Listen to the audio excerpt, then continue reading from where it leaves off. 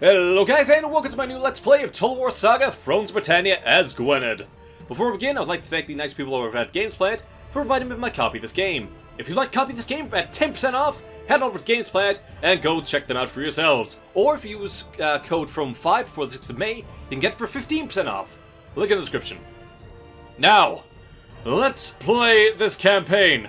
Unfortunately, I already played a part of this, and my audio was peaking like crazy, and I had to scrap the entire fin, so hopefully things go a little bit better than that time. Anyway, Gwynedd, the mighty Welsh kingdom. We're gonna conquer all of Britannia as the Welsh, at least if that's possible. So, I will explain all of these features as we get into the game, like heroism, the general's followers, the events that you can get here. In fact, I'll explain this right now. Legendary battles. Occasionally, you will get events as the Welsh for legendary battle sites that have taken place, usually from the Arthur mythos. So, before I got one is like Merlin's Forest. Go check out Merlin's Forest. Something like that. Also got very strong spearmen. Again, I will start explaining stuff once again to the game for those who may not know anything about this game. Gonna go on normal difficulty for both campaign and normal because I'm still quite new to this. So, without further ado, let's go! Gwynedd. Your father united Wales, but now it is divided between you and your brothers. There is a tension between you, all wishing to rival your father's achievements. We have been lucky. The Vikings ravaged the other lands, but left Wales untouched. They crippled the English, our ancient enemies, leaving them vulnerable to attack. With Wales united under your rule, the English will fall before us. Our future is in your hands. Thankfully, your land was spared the devastation wrought by the Great Army. Even so, there is no time to be lost. After building up your strength, take advantage of the disruption in England to strike while they are distracted and weakened. Prove yourself your father's greatest son and bring victory home to Wales. Your army is ready, awaiting your orders. Attack and defeat the rebel army gathered near your capital to remove the menace they pose. Okay, welcome to the campaign map. Mission issued. Right, so we have to defeat the rebels to gain internal stability. Okay. For the next 10 minutes or so, I'm going to explain all the features I know about in Thrones of Britannia. So, first things first, let's start at the top. Literally, at the top. As you can see here, we have our food surplus. Now, one of the important things about Thrones of Britannia compared to all the other Total War games is that your people, your armies, will not start at full strength. In fact, they will start at maybe about quarter strength, and you have to replenish them over time. And how you do that is with a food surplus. So, food is now more important than ever. I know my old Total War series that I did at Syracuse and Rome 2, I ran out of food. So, and that was devastating enough. In this game, food is essential just to keep your men going. So, that is something very important that you have to keep an eye on. Now, war fervor is something new to this game as well. You need to actually have your people on your side when you want to do a war. So as you can see here, we have got -3 to battles, -3 to border wars, so the people want peace because of the battles that we've lost, presumably, or the border wars it doesn't have to be us that are fighting, it could just be wars on our borders, and they will want peace. Alternatively, the peace trees that we have and the events that we've done make them want war, because if you're at peace too long, your people will start wanting war. I believe it was said that your people always want what they don't have, so if they're at war, they want peace, if they're at peace, they want war, stuff like that. And as you get in either direction, you get buffs and bonuses.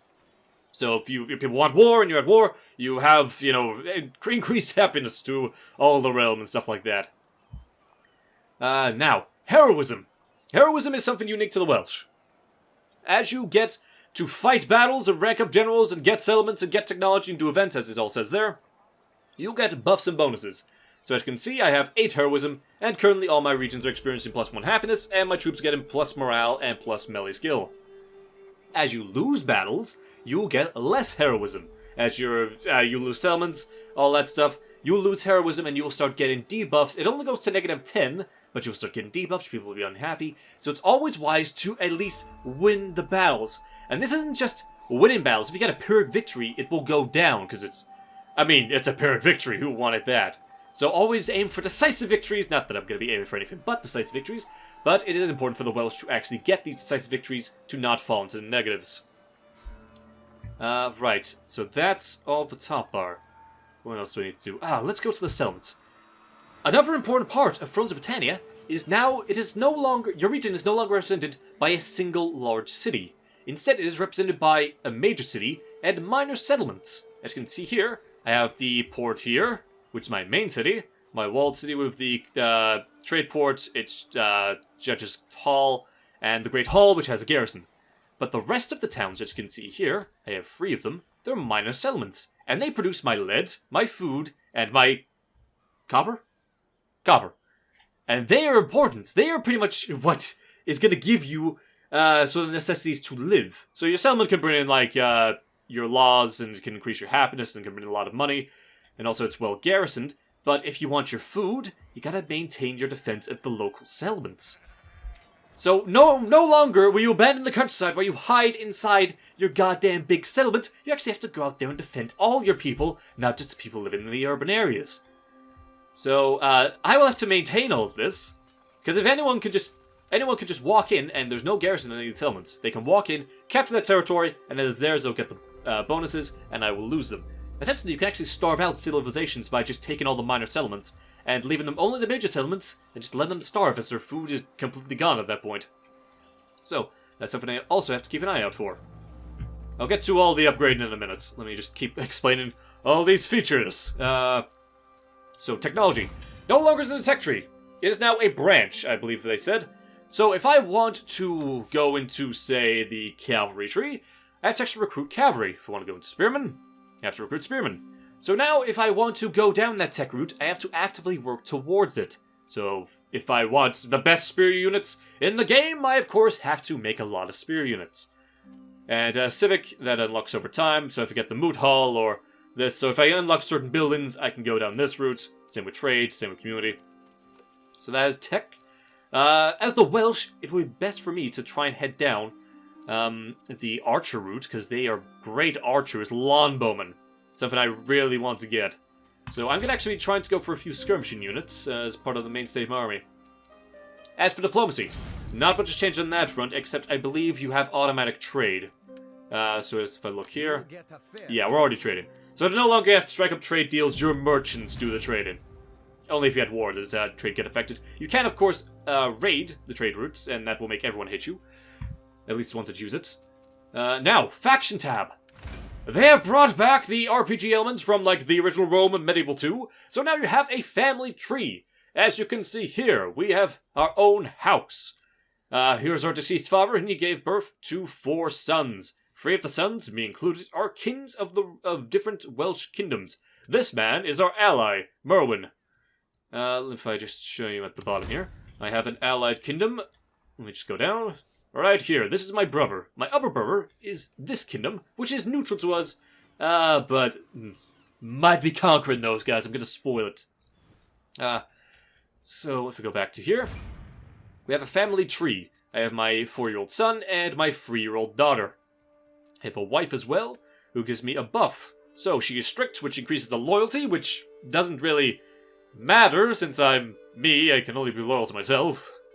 I get more zeal and more command because my wife. She'll also occasionally produce children. I could divorce her, I could kill her, I have all these options here. I also have my brother, who I believe is also the governor of our main territory. The governor's estate. This is also something you have to keep an eye on. Every time you capture a new region, you have to install a new governor to maintain public order there. Something else that you have to keep an eye out for is, if that's best to see it here, is the influence and the loyalty. So, if loyalty declines to about, I believe, 2, there's a chance the noble or your brother or your son could rebel against you. They can take like half your men, and they can, raise a rebellion and go into civil war against you. So you will need to maintain their loyalty, while also trying to keep their influence down as much as possible. at least in comparative to your faction leader. You don't want to have someone with more influence than the king. Especially if they're not loyal. You know, if they're loyal, if they're extremely loyal and they have a lot of influence, maybe you can get away with it, but overall, you want to keep the influence just a bit lower than your leader, if at all possible. As you can see here, these are candidates. Right, family tree. I can secure the loyalty by bribing them, by declaring them my heir, which I'm not going to do. You can adopt certain nobles into your family, which will increase their loyalty. You can give them wives, which can give them bonuses like increased loyalty. Some of the wives can make them, you know, unloyal, in which case you just waste your money. So that's something else you have to keep an eye out for. You can also install titles to them to give them extra loyalty and all that. Okay. What else was there that I need to explain? Let's actually get to building. So what I'll do is I'll build a harbor. And I will increase my food production. Get the fish. Got the cattle. I'll save up a little bit of money. I want to keep a bit back in reserve so I can make some men in a moment. What I will do is I can actually go to details. You can rename every city you have. So this land will be now the land of King's Harbour. Perfect. And what was this? I'm going to rename all of my settlements, just so it's easier for me to pronounce. I cannot pronounce Welsh names at the best of times, let alone their sort of ancient versions. Which may be the same versions, who knows. So, you shall be cattle. Okay, I'm gonna simplify your name. Oh, damn it, I didn't actually click it. You shall be cattle. Okay, you're the town of Cattle. Now we know what you do. You are mining fish. You are Mish. The town of Mish. Perfect. And that leaves you to be led. You shall be led... front. You'll be led front. Cool. Damn it. I'm not saving these. Why am I not saving these? Get it. Led front. Tick. Okay. And Mishk. Perfect. Now I know. Damn, never that motherfucker. God damn it. Why am I awful at everything I do? I could name every town Misk. Or Mishk. Perfect. Finally, got that right. Now, with all of that done, let's go and fight the rebel army here. I have 2 levy spearmen and 2 Welsh archers, as well as a horse scout, and my kin, who's going to be leading all my armies for now, because I can't really afford to field another army. Not just in terms of expenses, but also in terms of food, because I believe every unit takes up about 10 food. Fall upon them. Okay, let's get into the battle. Now, what do we have? So, this man has no loyalty, no influence, of course he's a rebel. Damn rebel scum! And looks like we're finding quite a hilly, foresty area. Anyway, I will see you on the battle map. Okay, so, let's wait. We don't want fog in our battle. Nope, still foggy. Dry, good. So, we have attacked the enemy, so technically we should be going towards them. Here's my men. We have the Welsh spearmen and the archers. Now, if you look to the left side of the screen, it's probably very obvious. We now have all of the stats for the men, so I can see just how good they are. So all of them, in fact the archers, are slightly more heavily armored than my infantry, but they of course don't carry a shield. You can see all the range, I can see their accuracy, so it's actually pretty nice to compare and contrast with the enemy, which I can also do. So I can see here, that's what I can see. And again, compare and contrast, as I said. They're pretty much the same as me, except I've got more of them. So I shouldn't really have to worry about anything. I have the manpower advantage, and I of course have a human brain. So of course I'm going to be more better than them. More better? Except I can't speak nearly as well. That should be obvious by now. So what I'll do is I'll have my men just a bit on the side here. Have archers up front. Spearmen behind. I'll have scouts to the left and right. Well, my kin's going to be to the left. I'm hoping to keep him out of battle. I have the horrible habit of using my general the same as any other cavalry unit, and it usually gets them killed. And that's going to be extremely, well, just an extremely bad idea in general, since the kin actually matters in this game. Keep your cavalry in reserve, and then hammer the flank or rear of the enemy. So, what I'll do is I'll move up, I'll get in skirmishing range, and I'll start peppering them with the arrows. Oh, looks like they're actually moving towards me. Let's see, can I move you guys back a bit? Just move back. Just let them catch up. Don't let the cavalry get too far ahead. Oh, look! Deer! Quick! Hunt them down! We need food for the army! Maybe this battle's slightly more important. Okay, are we in range yet? No, not quite. If I move up a little bit more, I'll be in range. Oh, also, I want to turn my men off skirmishing mode. Don't want them running off. Okay, the archers move forward just a little bit more. They're almost in skirmishing range. Oh, looks like they're moving forward. Good. So, what I'll do is I'll move my spearmen ahead just a tad, and I'll form them into a shield castle or a shield wall. That will make sure that they're safe from enemy arrows. Now we've got the scouts coming in. Let's get my cavalry to engage them. I have my kin on the left flank just to deter them. Okay. Archers, move behind the wall. So how are we looking here? Looks like we're beating them in battle. I'm just going to send my... Oh, wait, no. Looks like their general is also coming in. If I bring him in just a tad closer... Okay, go. Right, now you break off there. You break off over there. You fire at the scout horses, and you begin your long-ranged melee... Your long-range melee? Your long-ranged archer duel with their archers. Now, I'm gonna make sure that my general doesn't get killed. Okay, they're done. Good. You attack the archers there. You guys come around and attack the rear of this Welsh spear unit. How are we doing? Are we killing the general? Yes. With our spearmen and my general, we're definitely gonna kill him. Cavalry, you definitely do not want to keep them in a prolonged engagement. They will get killed, especially against spear units, no matter how poor they are. The enemy general is dead, and the battle is most like... Oh, God, you came back from routing. They attacked my archers. Thankfully, though, they are practically dead. I did lose quite a few archers there. And as I said before, in this game, it's extremely important to keep every single man alive. Right. Damn it, I should have paid a bit more attention to the cavalry. I thought he was gone, but looks like it wasn't completely shattered. But it does look like we've actually taken him down. Ah, my archers are back. Okay, keep running them down. Okay, well, we have secured victory. Let's hunt down the rest. Scouts, hunt down those archers. I do not want to have to fight this battle again. Speed up. Oh, also, we can redraw the map. Here, so I can have a big minimap, or a small minimap, or just a normal minimap. And let's just continue to hunt these guys down, you damn rebels! You think you can defy Arthur's heirs? Oh yeah, also this faction is sort of tied to the idea of the Arthur mythos. As I stated before, that's sort of their special event.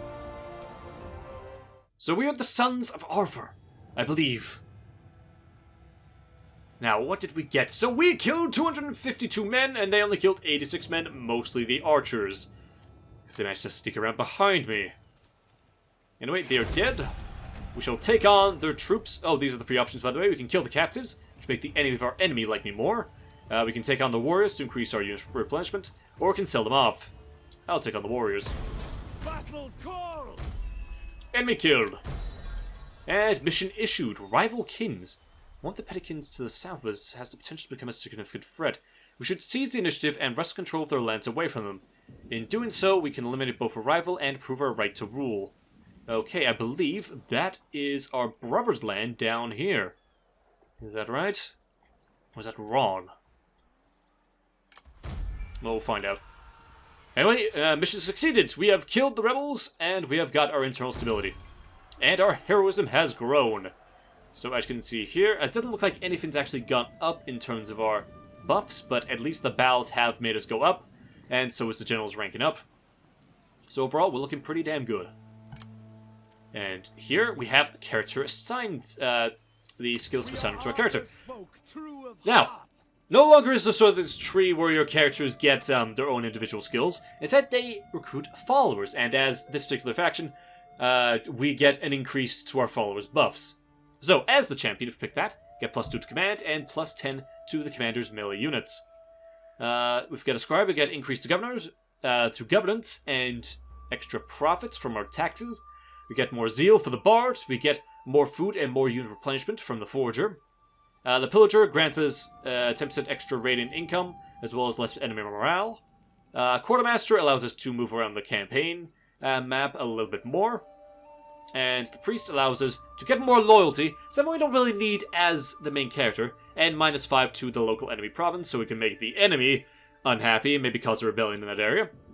And the siege engineer. So, what I'm going to go for is the quartermaster. I need to get around the battlefield pretty damn fast and pretty damn far. So for now, I'll go with the quartermaster. I'll probably end up going the forger, because extra food and extra unit replenishment is pretty damn good. And also the champion. I don't believe my general's ever going to really govern, though. So my king's never going to sit around and govern a province. So it looks like I'm going to stick off of that. For now, gonna head over to King's Harbour. And I will end the turn and see what comes of it.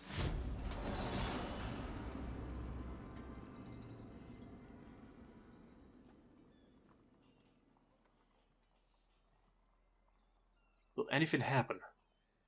Anything interesting? Any invasions? Nope, nothing happened. No events. Doesn't look like there's anything that happened. Good, a nice uneventful first turn. And that is the end of this part, folks. So, thanks for watching. Hope you enjoyed. I'm gonna just do the one part today. Because if my audio's peaked, I don't want to have done 20 parts or something like that. So I'll leave it at that for now. Thank you for watching. Hope you enjoyed. Next time, I'm going to invade, or at least I'm going to try and plan an invasion of Mercia. Now, Mercia as an English kingdom is extremely rich. They have, like, royal mints that you can take over, and they provide you a lot of income. Also, Mercia is the only real threat to me. If you look to the south here, my closest Welsh non-ally is extremely far away from my very first settlement. Like, they would have to travel for 2, maybe 3 turns to just reach one of my minor settlements. And in that time, I can probably raise an army or get my army into position. With Mercia, it looks like they can jump directly from their border to lead front. So, it is extremely important that I declare war on Mercia and secure a buffer zone and get this settlement here, this walled settlement which will have garrison. Anyway, that is the plan for next time. So thanks so much, folks. Hope you enjoyed, and I will see you then. Later, guys.